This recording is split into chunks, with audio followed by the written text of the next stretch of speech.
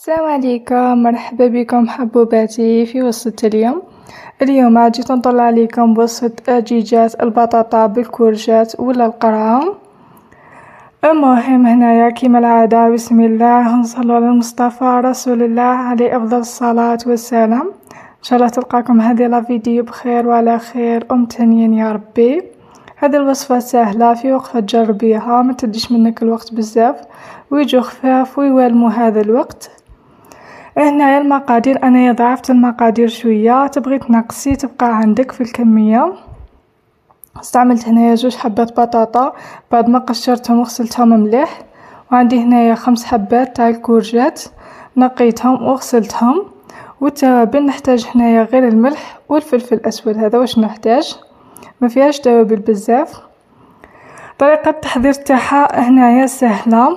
نحكم هذيك الكورجات نسكرفجها في السكرفاج الكبير ماشي الصغير.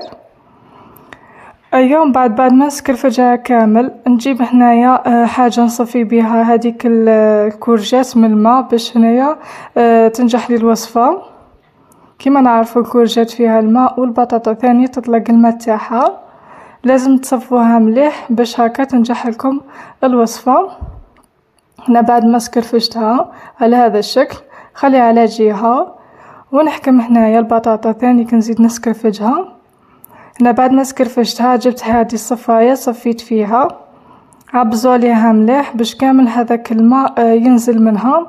هنا بعد ما صفيتهم كامل جبت هنايا 4 مغارف كبار تاع الفرينة ونزيد معها 5 حبات تاع البيض والملح والفلفل الأسود، ونخلط كامل المكونات نتحصل على هذا الخليط. كيما راكم تشوفوا هنايا طريقة الطهي تاعها سهلة. نجيب مقلة ندير فيها شوية زيت، هنايا باش تطيب لكم كامل لازم ديروها على نار تكون متوسطة، ما تطيقولهاش للنار بزاف باش تطيب لكم كامل من الداخل. هذا هو السر تاع طيابها.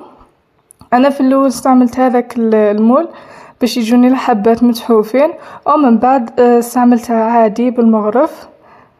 المهم هنايا كي ديروها ما تعمروش الحبه بزاف باش تجيكم هكا الحبه طايبه من الداخل.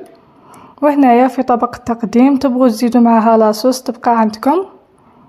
شوفوا كيفاش طابت ما شاء الله وتجي خفيفه. قدميها مع شوربه. ما تبخلوش عليا حبوباتي بالجيم والبارطاج. ابوني فضلا وليس امرا حبوباتي في وصفه اخرى باذن الله. بسلامه.